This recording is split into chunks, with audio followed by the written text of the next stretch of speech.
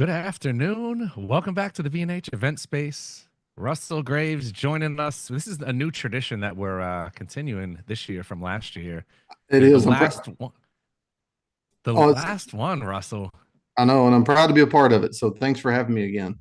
Nah, you've been a pleasure to have on. Of course, our viewers love having you on, and everybody loves nature and landscape and all that type of photography, especially a lot of our viewers. So we decided what better way to end one year and start another than to have Russell back, make it a yearly tradition, and talk about 10 ways that you all can become better nature photographers. So I'm gonna let Russell do his thing. I'll remind everybody if you do have any questions, feel free to drop it in.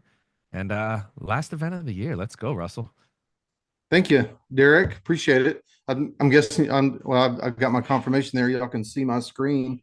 And as always, it's a pleasure to be here with Derek and Danny and the rest of the gang over at B&H. My name's Russell Graves. I'm coming to you live from Hackberry Farm in Dodge City, Texas. And y'all don't get to see this, but right before we came live, uh, I was telling the guys that I just switched over to Starlink a couple of weeks ago, and so it's a lot better service than what I had from internet, especially in a rural area like I live. And so we were looking at a map that shows all the Starlink satellites, and it's incredible. It just blows my mind that we have the kind of technology that I can do this live from my little spot in the world, Hackberry Farm, Dodge City, Texas. All this is being beamed through space back down to everyone's house. I'm guessing around the world, and at the same time, that same technology or similar technology allows us to go out and take pictures of the natural world in ways we've never done before. I tell people this all the time. We really do live in the good old days of photography right now. It's just a pleasure to take a good camera, a good lens, and to go outside and explore and just find out what all nature has to offer and be able to capture dynamic pictures of it. So in that spirit, that's what I'm going to talk about today is on this year-end show. 10 ways to be a better nature photographer. When I say this year, I don't mean 2024. That's all behind us. We're looking forward. 10 ways to be a better nature photographer in 2025. And these things, as you follow along with me, if you have any questions or comments about anything I say, be sure to put them in the chat, and those questions will be relayed to me, or those comments will be relayed to me. Be sure to put them in there. I always love to make these conversations as much of a dialogue as it is just a monologue. So I always look forward to the feedback people give and the questions that you have to ask. And so the things I'll talk about today aren't necessarily anything that's going to be super complicated. It's more kind of a mindset. It's more kind of of just a way that it's kind of a standard operating procedure that I try to do each and every day. Sometimes when you're doing these webinars, it's hard to be really, really specific about gear or things like that, because you recognize that, I shoot Canon, someone else may shoot Sony or OM systems or Nikon or whatever else. But so try to find these topics that really cross the brand lines and really will apply to no matter what kind of equipment you use. Whether you're a beginner user, there's going to be a lot in store that you're going to learn from here today. If you're an advanced photographer, you're going to pick up a nugget or two as well, I think, just because it helps all of us. If you want to be a better photographer, just to think about it all the time, live and sort of breathe it to a degree that's comfortable for you. I do it all the time. I mean, it's what I do for a living. I wake up every day and I look outside, wonder what I'm going to take pictures of. Today, I'm going to go outside after we're done and start working on a little project to help me get better pictures of squirrels that are in my backyard. So I live and breathe it. It's fun. It's a blessing to be able to do this kind of thing, and it's a blessing to be here with you today to share these things with you. So with that said, one of the things I tell people that you should do to be a better photographer, whether it's in 2025 or back in 2024, or whether we're talking 2030, it's right around the corner from us. Pick up a camera every day. You'll be glad you did. And I'm not saying you got to go outside and take pictures, but just the act of picking up a camera and understanding where the buttons are and developing that muscle memory to be able to change the ISO on the fly, or to be able to if you use back button focus, intuitively find that button each and every time you pick up the camera, uh, or to be able to just make your settings on the fly without having to think about it. Just picking up a camera every day and going through that exercise and developing that muscle memory is so valuable. I've got you can see on the wall behind me, I'm a I play the guitar. I'm not great at it, have a lot of fun at it, love doing it. I'm not great at it. But if I was to pick up that guitar every single day, I'd become better at it. Whether I'm going to go play a live show or not, whether I'm going to play for anybody else or not, I just get better at it from handling it. And that's the same way with cameras. This picture on the right here, if you watch many of my webinars, I include this picture a lot because I facetiously call it the world's greatest dolphin picture. And the person that may be watching this today, he knows who he is when I call it that because of a running bet that we had for so long. But this dolphin, I was in a boat at the back of the boat, and the dolphin started jumping. I had a 24 to 105 millimeter lens, expecting to do landscape shots the rest of the day as the sun was going down. The dolphin jumped behind me. I heard it splash, and when I turned around, it jumped again. And so instantly, this is a tricky exposure. You've got a backlit dolphin. You're trying to get it balanced where you can still see the sun. You've got the light coming through the water. You're trying to get enough detail in the foreground so you can see the dolphin and some detail in his skin and his eyes, and all those things had to work together. Well, if I wasn't familiar with my camera and how it operates and what I needed to do in a split second, I'd have missed this shot. I might have got it close. I might not have got it at all. I don't know. But the fact that I just pick up a camera every day, mess with it for 5 minutes, look through everything. Again, developing that muscle memory.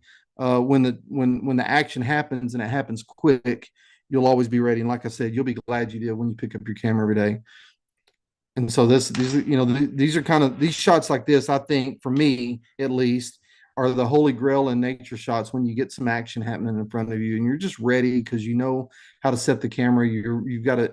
Uh, you've got a really deep knowledge of how everything works, and it becomes second nature to you on how everything's supposed to be set. And so whether it's the turkey gobbling on the right in tricky lighting, or it's the elk on the ridge in the upper right, or if it's a possum hanging from a tree, I mean, that's something we don't see every day, and I haven't seen it.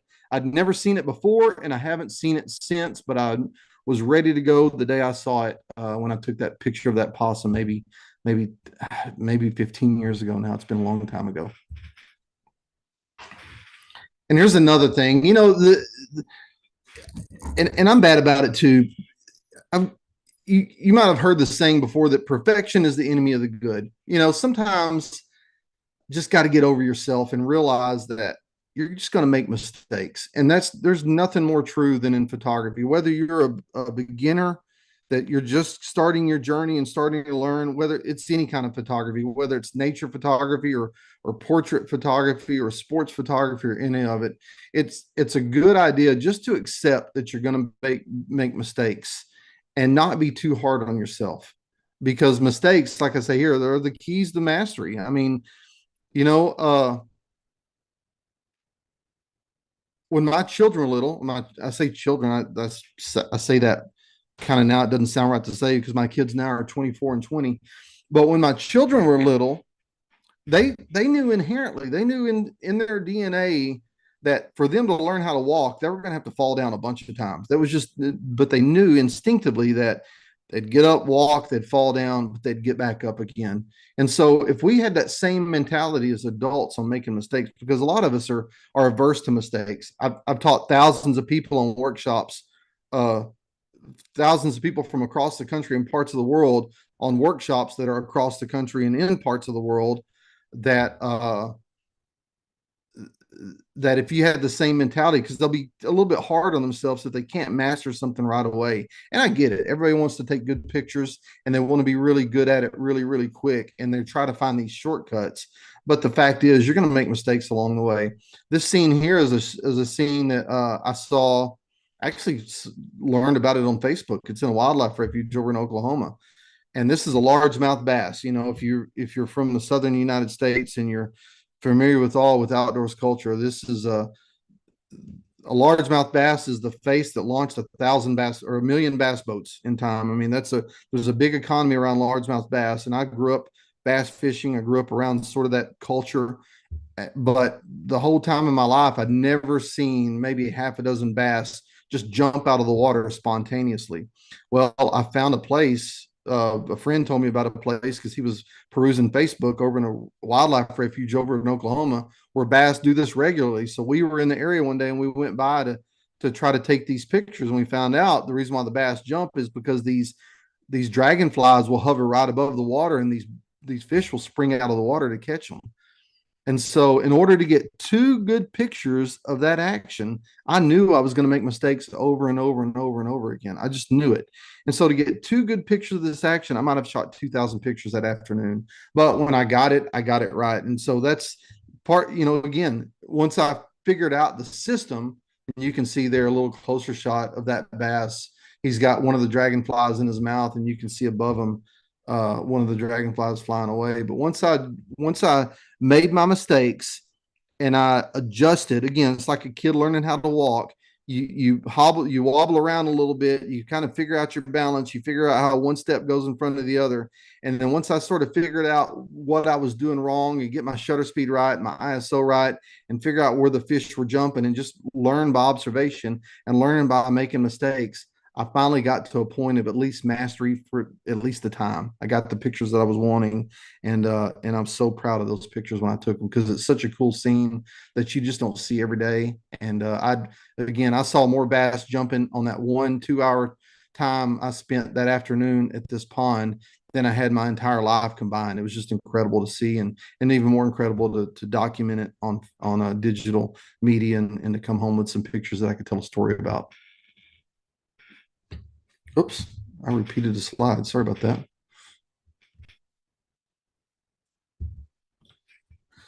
Here's the thing, a piece of advice I give a lot to: go out and shoot photos and only use one lens or focal length because it's an incredible exercise in creativity. A lot of times we get where, and I'm just as bad about as anybody, we get hung up on lens selection, and which is important. I don't mean to diminish the fact that lens selection is not important, but you go out and you've got a 16 to 35 zoom, and it gives you all those choices in between. You've got a 24 to 70 or a 24 to 105 zoom, 70 to 200 zoom, a 150 to 600 zoom, and on and on and on and on. And a lot of times, and I've seen this in people, they get kind of locked in about what lens I should use. What should I do? And so one of the things that I do a lot in nature photography is, and I usually do it when I'm by myself because I can slow down and take my time and figure out what I'm doing. Is I'll pick one lens or one focal length, and I don't change it all day long. And so what it forces me to do, especially if you really want to try this challenge, use a 50 millimeter lens, just a normal vision lens we have. We see, I talked about this in a webinar earlier with B&H, where one of the things that's not taught anymore is how we see the world in 50 millimeters. And so if you really want to exercise in creativity, put a 50 millimeter lens on your camera and go out and try to make good pictures with it. Because what it's going to teach you, if you're trying to shoot pictures of flowers or bugs or even wildlife, it's going to teach you how to just get closer to everything. Too often we're because of these high megapixel cameras, we're too quick to just say, oh, I'll take a picture and crop it later. And you can, but that kind of eliminates a little bit of the fun of learning the craft of it. I mean, I think one of the main things you do, and I used to teach this a lot early on when I was doing presentations back 20 years ago about nature photography, is the three top rules of nature photography is: one, get close. And that get close can mean either optically with the lens or you use your feet. Well, if you shoot with a single focal length and you try to get as close as you can, you're really using both. You're using both. You're trying to get physically closer to your subject, and you're also using a telephoto lens, a single focal length. And so I advise that a lot. Maybe a 200 millimeter lens. When I first started taking pictures, all I shot with, the only telephoto lens I had was a 200 millimeter lens, and that was way back in the day with film. And so one of the things I felt like that shooting with such a limited focal length really benefited me was I just learned how to get closer to animals and learn the value of getting closer to animals, because you can go out and buy, if you got the money, you can buy 800 millimeter lens, either a f5.6, the really expensive ones, or something a little bit less expensive. And you can go out and buy, I know Canon makes a 1200 millimeter lens. You can go out and buy that, but at some point, using those extreme telephotos, you're shooting through a lot of air. You're shooting through air that's unsharp. It's going to affect the sharpness at some point. And so really, learning to get close is a big thing. But again, to circle back to this point, one of the ways I learned to get close and learn the value of getting close is shooting photos with the single lens. And back to the 50 millimeter part, one of the things it teaches me, it taught me a lot, especially on my commercial work that I would do when shooting a 50 millimeter lens, is you have so many limitations with the lens like that. With it's not really wide angle, and it's not wide angle, and it's not telephoto. It's how we see the world. Well, then it comes down to how are you going to use light and composition to really make it an intriguing photo. And so I still do that from time to time. About once every 2 or 3 months, I'll just put one lens on, go outside, walk around the property. If you live near a park, you can do the same thing, and just force myself to find good pictures and good compositions using just a pretty basic lens and not using the modern advantages we have. And because when you do that, it just teaches your brain to start seeing pictures. A guy told me a long time ago, anyone can take a picture, but not anyone can see a picture. And I think there's a lot of wisdom in that, because one of the things that you as you advance in photography, you start learning how to pre-visualize and see pictures before they even happen. And then when you've got the tools to make them happen, or the creativity and the compositional style to make it happen, then the photography starts becoming easy after a while. One of the things, I'm an NFL fan. I used to be a Cowboys fan, but if you watch NFL football, it's hard to be a Cowboys fan this season. And so, but anyway, one of the things that you'd hear quarterbacks like Tom Brady or Peyton Manning talk about a lot is when when they first started playing in the NFL, the game seemed so fast, but at some point it started slowing down, and everything made a lot more sense, and they could process it quicker. Well, when you do exercise like we're talking about by using one focal length, if you've got a true mastery of your camera and then using only a single focal length, you get a true mastery of lighting and composition. Then when stuff like this happens, when you've got a Bob White quail calling on the fence beside you, and to go back to another point, if you've used your camera and handled your camera every day and you know how it works, then the whole game slows down, everything clicks, and the whole game of nature photography and wildlife photography becomes a lot easier, in my opinion.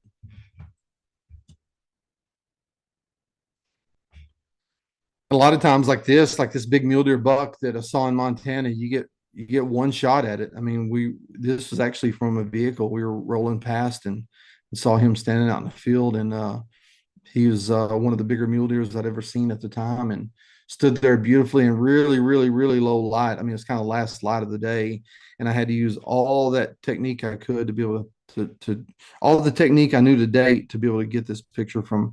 And this is before the days of mirrorless and all that other stuff. So really, I took this picture maybe 6 or 8 years ago, and so it had some technical limitations in the gear we had then, but was still able to get a nice shot of it nonetheless. And these are all single focal length pictures, and just again, a lot of these techniques I learned from shooting in overcast skies to backlighting. It's stuff I learned from just walking around the 50 millimeter lens and trying to take compelling pictures with the limited equipment that we have. And so I think of everything I talk about today, of all the points I talk about on how to become better at photography, I think that's maybe one of the most important things you can learn, is just limit yourself with equipment, learn how to see the scene better, learn how to get closer, and just and take pictures, because those lessons translate no matter what lens you're using, those lessons of lighting and composition.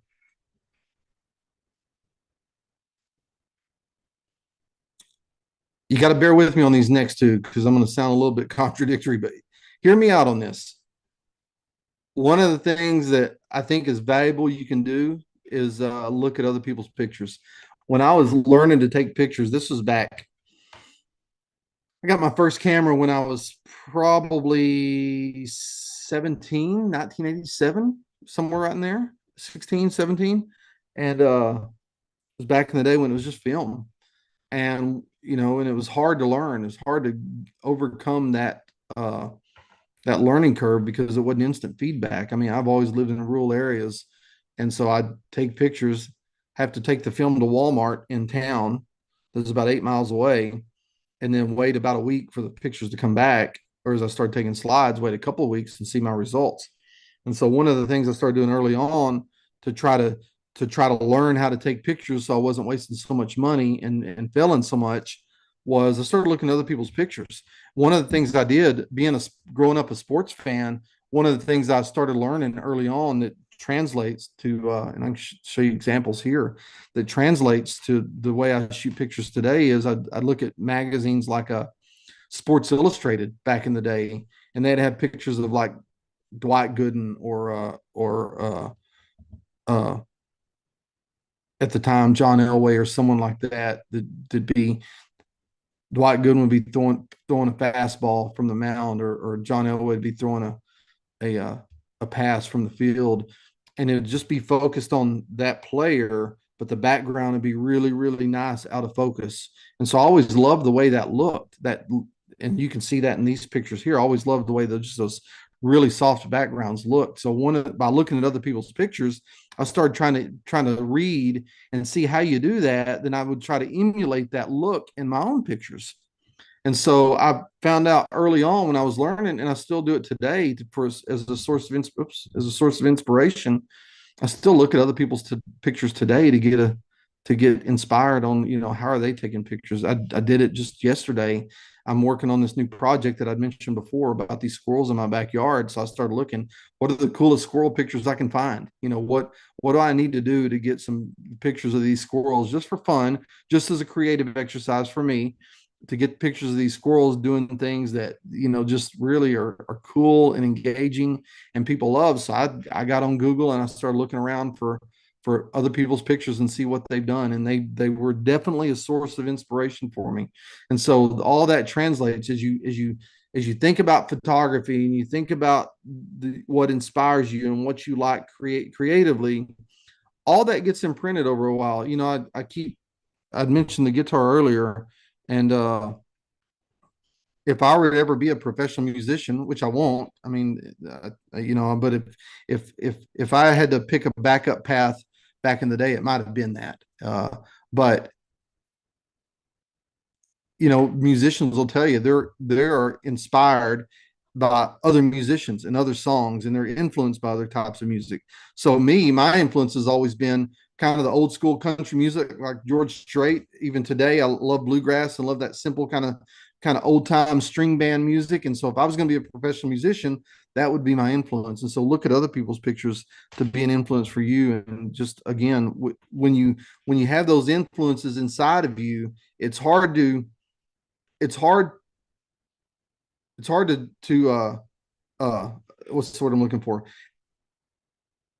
It's hard to say it with any sort of mathematical certainty, those influences, how you can say that, okay, this is my influence here, and this is what that influence led to. But just those influences inside you kind of lead you to sort of a something, the creativity you can't really measure that well, but it still influences your work to the point that when you take pictures, those early influences and looking at other people's pictures kind of come to bear on how you see the world and how you take pictures. And then here's where I'm going to contradict myself. You got to stop looking at other people's photos because they can be a source of frustration. And what I mean by that is I look at other people's pictures for inspiration when I need to. But man, if you catch yourself down a rabbit hole of looking at Instagram, and again, I've seen it before in people, I've heard people talk about it, that they look at other people's pictures and they get frustrated because they think to themselves, why can't I take pictures that good? Or why don't I get to go to places like that? Or, what am I doing wrong where I can't see the world that way? And, again, you got to stop looking at other people's photos at a point because they start becoming a source of frustration. In other words, you just got to go out and build those influences, go out and make your own pictures that other people use as a source of inspiration. And I think that's pretty valuable to, again, you got to, at some point you got to stop. Back to the analogy of my kids learning to walk. At some point, they had to stop holding mom and daddy's hands, and we had to let them go, and they had to walk on their own. And that's what I mean here. At some point, you just got to stop looking at other people's pictures and walk on your own. And when you do, you're going to find that you're going to become happier with your own photography. Again, not to belittle the analogy to, or not to not to use this analogy too much, but I keep talking about music and being a musician and all those things. The thing I learned about photography too, and this isn't included in the as one of the points here, but I think it's an important point to make. You can, and this goes into stop looking at other people's pictures. Take your own pictures, use other people for inspiration, but be happy in what you're doing, because I can pick up my guitar and play it every single day, and I have fun doing it. It brings me joy, but I have no aspirations of doing it professionally for a living. I just have fun doing it. And I think that's the thing that gets lost in photography a lot is you don't have to be the best in the world. You don't have to have your picture on 500 magazine covers. You don't have to be a recognized celebrity in the world of photography. You don't have to have, you know, 500 likes or 5,000 likes on a picture on Facebook. You don't have to have 500,000 followers on Instagram. You can go out and take pictures you're happy with, pictures that of things around you, whether it's the natural world or whether it's your kids playing little league or whether it's your family get-togethers or whatever you do. You can do that and do a good job at it and still be happy with what you do without necessarily having to compare your skill level to someone else. When you give yourself permission to do that, I promise you, it kind of it's freeing when you realize that I don't have to be the best at this. I can just be who I am. I tell people all the time, you know, I am who I am because everybody else in the world is taken. I've never claimed to be the best photographer in the world. I but I have a lot of fun doing it. I enjoy doing it. I get good results consistently over and over and over again, and it makes me happy to do it. And you can be the same way if you just want to do it yourself. Whether you aspire to have those 500,000 followers or a million followers or get a million likes or have your pictures go viral or win all these contests or be the top professional in the country in a few years, that's great to have those aspirations. But it's also great if you just want to take your camera out, go see cool things, take nice pictures, relive those memories later on as you're looking back through your pictures and just enjoy the process. That's okay too. So that's why I say at some point, look at other people's pictures for inspiration, but at some point you got to stop looking at other people's photos because they can become a source of frustration, especially when you're trying to compare your skill set to what other people are doing. Because that's one thing I learned a long time ago. I'll be a little more philosophical here when I say this. I think, uh, I've been down that rabbit hole before too. I look at Instagram and I'm thinking, man, why don't I have this many followers? I was looking at my YouTube channel this morning thinking, why don't I have more viewers?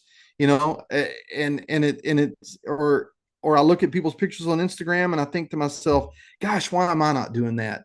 And I feel like I'm a 55-year-old, feel like I'm a psychologically well-adjusted person. Had a lot of good things going on in my life. Like everybody else, I've suffered some setbacks along the way, but I think the main thing is windshields are bigger than rear view mirrors for a reason. We're made to look forward, so we look forward. And so if I spend too much time on social media, it starts to get in my head. And I can't imagine when we looked at in a larger source what that does to young kids that aren't as psychologically mature or adjusted, that have all these things they're self-conscious about, to look at social media and it kind of works on them. So again, I think social media is great to a point, but I think at some point you just got to stop looking at what other people are doing and go make the stuff yourself. I think that's just one of the most valuable pieces of information I can give you. These are stuff like this makes me happy. I mean, I look at these pictures when this all these three pictures were taken last fall, about probably 3 weeks away from each other. That bighorn ram on the lower right, just in beautiful light. I mean, it was familiar with the camera, all these things we've been talking about, but he did that lip curl and then gave a little bit of a side eye look, and just I shot the picture, and that picture really really makes me happy. And then a couple weeks later, we were over in Oklahoma. Believe it or not, if you don't know Oklahoma does have mountains. They're not big mountains like you think about being in the Rocky Mountains. In fact, this Wichita mountain range we were in there, that's one of the oldest mountain ranges on the continent. And so really, really old mountains. They've been worn down by time and erosion. And but just to be out and have the wherewithal to see pictures like this as the sun's going down. And understand, by the way, this was shot with a 500 millimeter lens. That's why the sun looks giant, and just be able to get pictures like that. But the one that makes me happy is the bobwhite quail. The day I took this picture, I told the people that was with me that I may never take a better bob white picture of a bob white quail than the one you see on the left right there. And because it's got all the things that kind of checks the boxes in my mind. The bird's walking towards me, it's tack sharp, the lighting's beautiful, the background's beautiful. That's a culmination right there of all these little lessons I've learned over time, and then being familiar with the technical part of photography and using that 500 millimeter lens. That's a straight 500 millimeter lens, and just taking the picture that was before me and being happy with it and being content with it, and then moving on from there. So that was that picture right there makes me really, really happy to look at. I think a big thing too is focus on the fundamentals. We've talked about a lot of creative things we can't measure, things that we kind of got a gut feeling about, and like the creativity, things that are subjective. But I think one thing that is an objective part of photography, there are some basic fundamentals that you've got to understand in order to be successful over and over again. And I'll tell you in a little bit where these focus on fundamentals really come full circle for you. Uh, whenever I do workshops and we have this conversation in general about fundamentals, I ask the same question all the time. And I know I can't hear direct answers from everyone in the audience, but I'll just say it right now. Whenever I ask people, tell me the most famous nature or I'm sorry, let me start over. When I ask people, tell me the most famous landscape photo you can think of, almost invariably someone will say an Ansel Adams picture. It kind of varies. They may say like a Snake River Overlook or Oxbow Bend or somewhere in Yosemite, Half Dome at Yosemite, but invariably 100% of the time they'll say an Ansel Adams picture.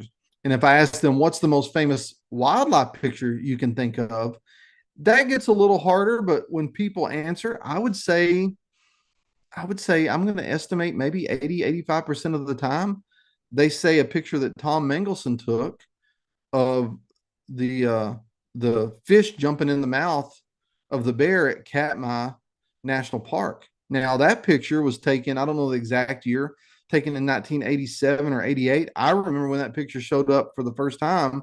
I think it was one of the first times it showed up in a magazine, in the old Outdoor Photographer magazine, when I first started getting a subscription to that. And I just realized it was such a cool picture. And then the Ansel Adams stuff was taken in the 40s. And so the thing that those two pictures have in common, the common thread is both pictures were made with pretty rudimentary equipment in terms of technology compared to what we have today. Uh, all the Ansel Adams stuff was on just pretty basic view cameras. The Tom Mengelson picture, and I've talked to him a little bit about this before, but I didn't ask all the right questions when I talked to him about it. But the Tom Mengelson picture was probably taken before there was even autofocus. And I know and that was the dawn. Well, that was at the dawn of autofocus, but I don't know if that particular picture was made using autofocus. But I can tell you, as someone had some of the early autofocus cameras, they were really slow and not very accurate. And so, but the one thing that those pictures do have in common is both photographers understood the importance of fundamentals to make good images. And that's something that really doesn't change. We can use the sports analogy again, like golf, for example. Ball technology, club head technology, club shaft technology, the gloves, the clothing, the shoes, all the technology has improved over the years. Camera technology has improved over the years. But the one thing you can't escape is, if you don't have a good, sound, fundamental base in photography, then you can take a good picture every now and then when you get lucky, but you don't really understand the cause and effect of when you do make mistakes, like we talked about, how to correct those mistakes or why the camera made a mistake in the first place. So by understanding the fundamentals, it allows you to really fast track your problem solving methodology. You can take pictures, and if you make a mistake, you instantly know why you made that mistake, because you've got a good base of fundamentals. You fix that mistake and then move on to be able to get shots like this gigantic elk bugling. I mean, it's the biggest elk I've ever seen in my life. And so really what I think the fundamentals are three pretty simple things. Number one, they're a mastery of the technical skills, understanding what shutter speed is and what aperture is and what the ISO and its effect and what it means to shoot at a low ISO compared to mean what your pictures look like if you shoot at a higher ISO, or learning the techniques about or learning the terminology like opening up or stopping down when it comes to changing the aperture on your lens, or understanding how fast the shutter speed is fast enough to freeze the action or blur the action, whatever you want to do. And so master the technical skills and uh, that pretty basic exposure triangle that we've all seen before, how it all works and how those three things play against each other. By the way, at the end of this presentation, if you'll stick with me, I'm going to include a QR code. Then if you want to scan that QR code, and I'll give you you can get a free download that has a, a bunch of cheat sheets that'll help you understand some of this stuff, especially if you're early on in your learning journey. And then I think another simple thing on the master of the fundamentals are proper camera handling techniques. You know, you can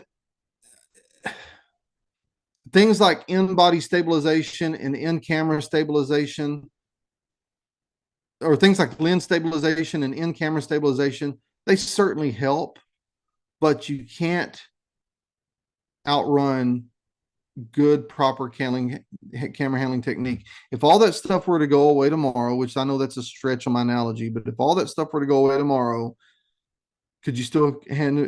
Do you still know how to properly handle your camera?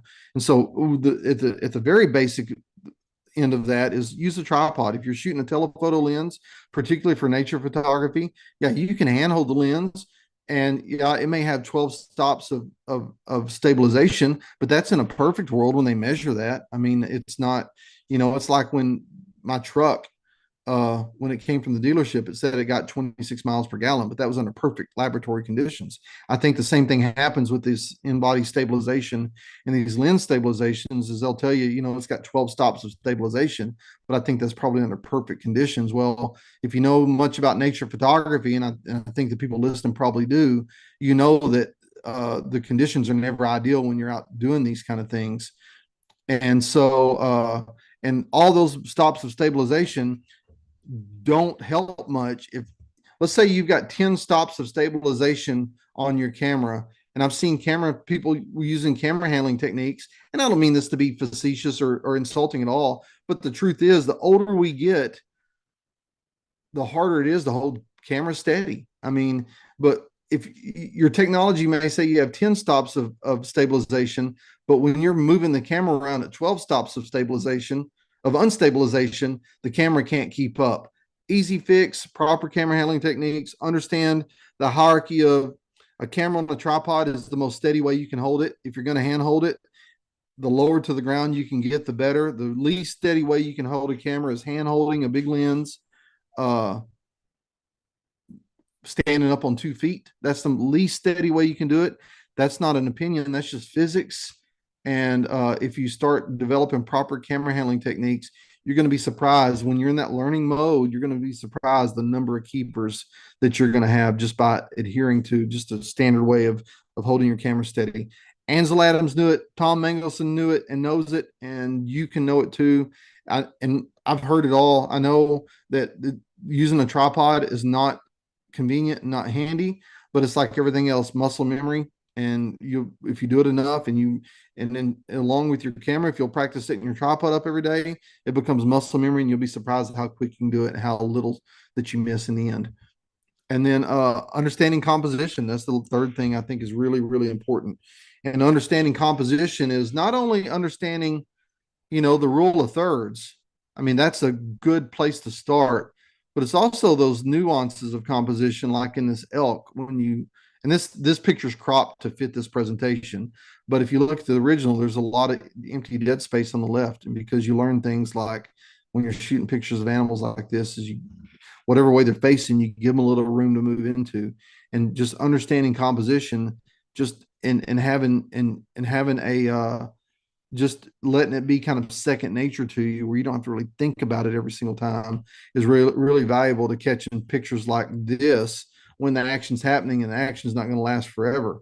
And so the mastery of the technical skills, the proper camera handling techniques, I'll go back to that first point I mentioned about picking your camera up every day, because you can do that sitting inside your house watching TV. And then the understanding composition, that lesson I gave you, or that point I gave you about picking one lens and sticking with it to help push your creativity and your compositional skills, it's really going to help underpin that as well. Because again, the whole point is, if you focus on the fundamentals and you have a mastery of all these things we're talking about, when the action does happen, it's just second nature. You're pointing the camera, you know how everything's supposed to be set, and if it's not set right, you can get to that point quick. You take the picture and you're able to capture those really dynamic moments in the outdoors, almost like this in winter in Yellowstone. Of these This is such a pretty morning. The sun was coming up. That was near Old Faithful where I took this picture. It's in those areas where you've got a lot of thermal activity. And so that steam just flash freezes and you get that hoarfrost, not only on the bison, but also on the trees. And it's just a kind of an otherworldly look there, I think. Or like here, this is Katmai National Park. I mentioned that a minute ago, but this is a bear that was coming down the river at last light, backlit, and just instantly knew, because of all these things we've talked about before. I instantly knew how everything needed to be set. You make the adjustments, you take the picture, and then you capture something that's to me magical. I mean, I've got bear pictures where you can see all the detail. In fact, I think there's some pictures later on in this presentation of bears, and but this one here just kind of speaks to a mood and speaks to a time. And it's not a it's one of those things. It's not a I'm losing the word I'm looking for. It's it's just a it's got a little bit of artistic flair to it, this backlighting. And this is how you see stuff in nature. It's not always perfectly front lit. It's not always perfectly things, you have flies flying around it. The images aren't always super clean like you want them, but when you have a picture like this that tells a little bit of a story, it helps transcend the bigger presentation you may give, whether you're building a book for yourself of your trip somewhere, or whether you're showing your local Lions Club or photo club a presentation of your adventures or whatever else. Pictures like this kind of really help carry a story along and tell a story in a bigger way. And the next thing I want to encourage you, if you really are a student of nature photography, and I can take out nature on this slide and put anything, become a student of Little League Baseball, become a student of human nature, become a student of street photography. And if whatever photography you like, if you're in this webinar today and you're not all about nature photography, or if you're like a lot of us, you like all kinds of photography, if you substitute that nature with anything else, this applies to all of them. And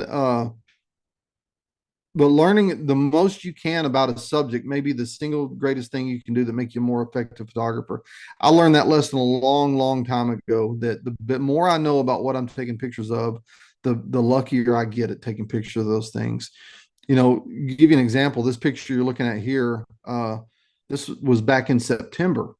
I'd actually been out on a walk that morning, walked down our county road from my house, a couple of miles down the road, a couple of miles back. And when I got back in the summertime, I walk in the morning because being in Texas, it gets hot during the day. And so I walk in the morning when it's still kind of cool. And then I got home and I was sitting on the front porch of my barn, and the sun was starting to come up in the east. And I noticed that the hummingbirds were starting to kind of fly around and feed at feeders. What you can't see is there's a feeder that's about 6 inches to the right of this hummingbird. And so, being a student of nature, I knew which way they would approach it because I've been watching them a lot. I knew which way they'd approach this feeder. And I thought to myself, I bet if I get my camera out, I can shoot a picture of the rising sun behind one of these hummingbirds. And sure enough, I just set up. I mean, I was pouring in sweat from walking, sitting down on my front porch of the barn. I mean, this is how hard it was. It wasn't even difficult. I'm 200 feet from my front door of my house, sitting there waiting for the hummingbirds to come in, knowing they would hover a little bit before they went into feed, because they're, it's like a traffic jam at the feeder. So they're waiting on one bird to leave so they can take their place and move in. And I suspected, because I'd watched them enough and I became a student of hummingbirds. Now I'm no hummingbird expert, but I've watched them enough to kind of be able to predict what they may or may not do. And so when I did that, all I did was line myself up where I thought they would be. When the sun came up, hummingbird would be right in front, and was able to get the shot. And I took dozens of shots like this morning, that particular morning. In fact, one of the things that we don't know everything, and we can't know everything about every subject, but it's good to become a journalist, at least have an idea of what things you're going to do. But the one thing I learned, and you'll see another picture here in a minute, the one thing I learned about these hummingbirds, I was really enchanted by, was the fact that when their wings are backlit, look at that iridescence. It looks like a rainbow when it shows up. Really, really nice. And so by becoming a student of nature, whether it's hummingbirds or bears or squirrels in your backyard or whatever else, you just put the odds in your favor that you're going to be able to get pictures that are going to be really, really dynamic. Yeah, there's another shot there in that same series, and you look at the iridescence of those wings, and that is, by the way, that is not pumped up in any kind of Photoshop. Because I believe so much in the fundamentals of photography, I really try to get everything right in the camera. That's my ultimate aim, and so these pictures are pretty faithful to the way that I took them when I took them out in the field. But that's one of the things I learned when I saw that morning, was how incredible that the iridescence is on those hummingbirds. These are ruby-throated hummingbirds, by the way. Whenever the light shines through them, and again, learn about bighorn sheep, figure out where their habits are. When we photograph these bighorn sheep, which that may be one of the biggest examples of this species on the planet, that bighorn sheep in the upper right. Did a little research, found out where they would be, thought I knew where they'd be, and we walked out to them and were able to find these giant bighorn sheep within 15 minutes of us arriving at that location, just because I'd done my homework, became a student of nature, and I'm just trying to do everything I can to put the odds in my favor. Same way with the elk. If you're wanting to get dynamic pictures of elk in the fall when they're in the rut and they're bugling, just do a little bit of studying, figure out when the best time to be there is, figure out what their habits are, where they're moving around, and you just put the odds in your favor by becoming a student of nature. The next thing is commit to learning a new technique. And I'm a believer in this. By learning a new photography technique, because you're out taking pictures and you're out practicing with the camera, it just makes you a better photographer on the things that you really feel like you specialize in. For example, I never really fancied myself a macro photographer because I'd read stuff or watch videos on macro photography. And I can say the same thing about astrophotography, to realize there's a lot of technicality to that kind of photography. And my brain generally doesn't work to that level of technicality. But I just knew that somehow, if I could figure out sort of where my sweet spot was, where I could take pictures that makes me happy, without being burdened down by all the technicalities within that genre, I knew I could find me a sweet spot and teach myself a new technique. And so a couple of years ago, I kind of doubled down on learning a little bit about macro photography, and I'm glad I did. This picture here was one of my favorite pictures I've taken in a long time. Was taken on my farm here. We have a wetland in the spring. These little bitty frogs, and by the way, that frog's about an inch long, will come out and peek out at you from around the grass. And by teaching myself sort of the basics of macro photography, it just gives me something else to take pictures of. And because I'm trying to perfect a new technique, it's you're using your camera, you're going out, you're looking for pictures, you're trying to see pictures, and you're just practicing the craft over and over and over again. And so my wildlife photography became better because of my macro photography became better. My landscape photography became better because I became better at doing star trails and Milky Way and astrophotography and things like that. I took this picture, and the cool thing about macro photography is you don't have to travel far. I took this picture in my garden. This was of a jumping spider, and I love his expressive eyes. This was of a jumping spider that was in our pea patch. By the way, New Year's Eve right now, New Year's Day, I don't know how many people do this. I know this is a tradition in the South, but every year that I've been alive for 55 years, and I can't remember one year I haven't done it, we have black-eyed peas as part of our New Year's Day celebration in our family. And so we'll be eating black-eyed peas. My parents will be eating black-eyed peas. My brothers and sisters will all be eating black-eyed peas. And I've always been curious, how far outside the South does that go? So if you're if I'll share my email address with you later. If you live somewhere else beside the South and you eat black-eyed peas every year for New Year's Day, I'd love to hear about that. It's I know that I won't go into where the roots of the tradition are, but in general, it's supposed to give you a prosperous New Year if you eat black-eyed peas on New Year's Day. So I'm going to stick by that because I've had a pretty good 55 years on this planet. So I'm going to say that's one of the keys to my success are those lucky black-eyed peas that I have every New Year's Day. So if you've never done it before, go out and buy you some black-eyed peas, cook them in a crock pot with some salt pork in there, and that gives them wonderful flavor and and and enjoy tomorrow. This is another shot. We've got on the Hackberry Farm, we've got a lot of fireflies. And so I committed myself to got to figure out how to take pictures of fireflies. It's too cool of an event to just watch it with the naked eye. I want to get pictures of it. And so this is one of the results from last summer of me learning how to do pictures of fireflies.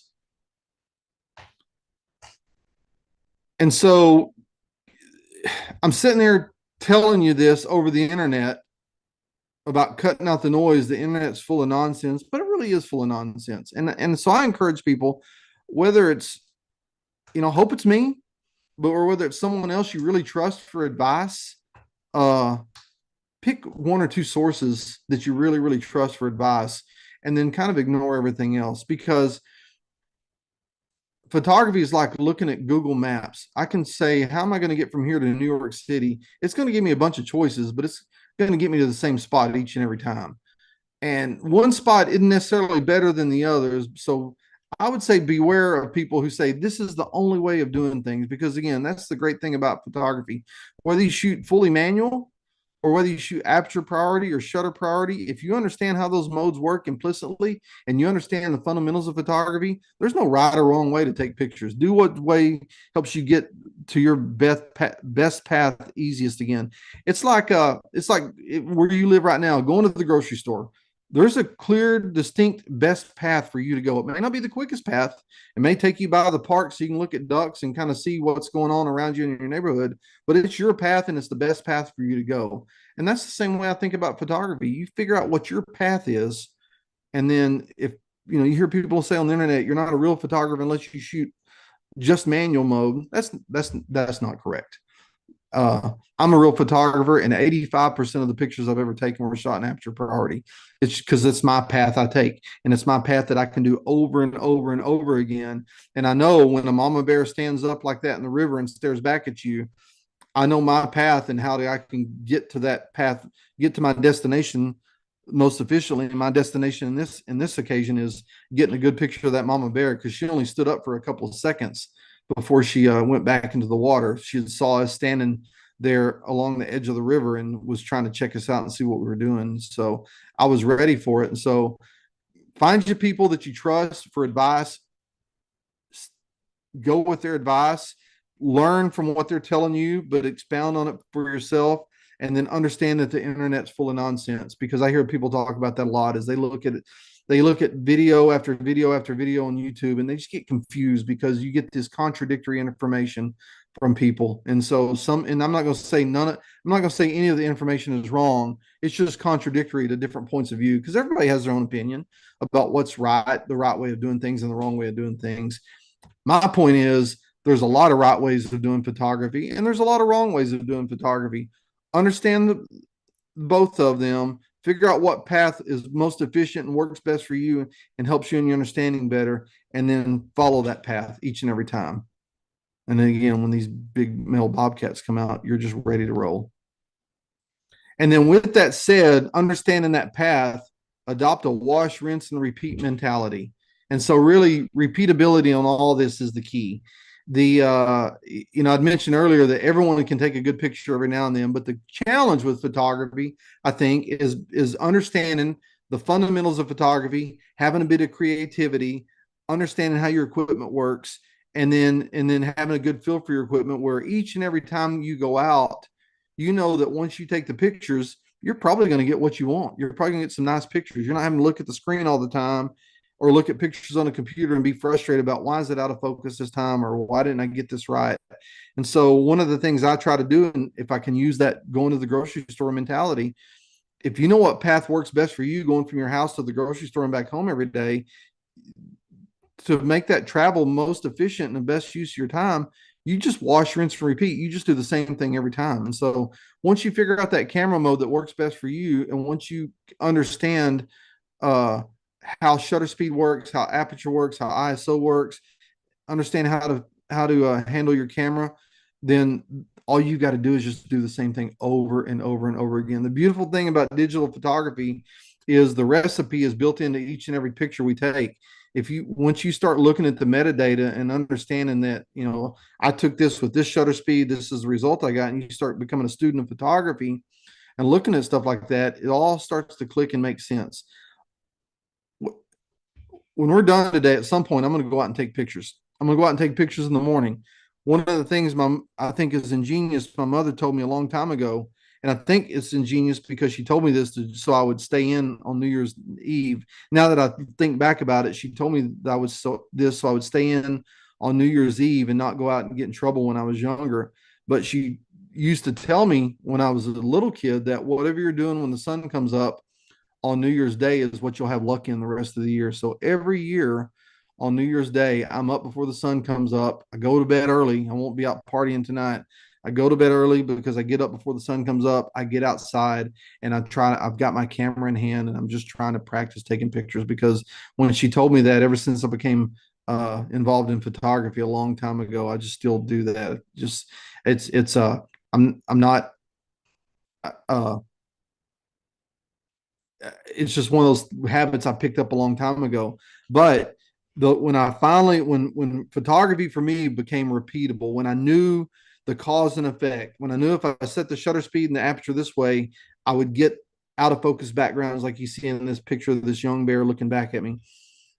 I knew once I understood cause and effect and I knew I could make the pictures make them look the way I wanted to make them look, then it just became a matter of repeating it over and over again. I'm not trying to reinvent the wheel every time. I'm just trying to repeat it over and over again. I just bought a new camera last night that'll be here through B&H Photo, by the way. That'll be here on Tuesday, or not Tuesday. I'm sorry, today's Tuesday. On Wednesday, it won't come tomorrow because of the holiday. And I bought the Canon R5 Mark II. It's really advanced camera, but when I get that camera out, I'll still use it the same way I did those simple Minolta cameras I had 30 years ago because it's a wash, rinse, and repeat mentality. Find that path that works best for you. Be efficient, be good at that path, and then do it over and over and over again. And that's really kind of culminates the rest of this advice because all these pictures you see in this presentation, some of my favorites I've taken over the years, were all we're all taken using the same kind of mentality, same basic settings over and over again, same basic camera handling techniques over and over again, same adherence to understanding nature and understanding my subject to put myself in a position to take these pictures over and over again, and just doing those simple things each and every time to make the whole thing to make the whole process of taking pictures repeatable and predictable. And that's really what it all boils down to. And I think, Derek, with that, look at that. It is 1 hour exactly that I've been talking about this stuff. And so while we kind of finish up in the end, I want to just talk about this slide. If you're interested in those cheat sheets I talked about, scan that QR code or go to hackberryfarmtexas.com and you can get those, or feel free to stay in touch. I've said this before, but I'll say it again. You're looking at the entire photography enthusiast community of Dodge City, Texas. And so whenever people reach out from afar and want to talk photography, I'll always talk it with them. So feel free to stay in touch. There's my email address down below. And do we have any questions or comments, Derek? We do actually have a question. When do you use the camera bracketing feature? Usually the camera bracketing feature, I use it when I'm shooting landscape pictures. And it's just because landscapes for me, it's usually it's I'm usually presented with tougher exposure options than I am with wildlife. Wildlife things are moving at a little quicker speed, and so you may not have time to do bracketing to try to, if you're trying to put together an HDR.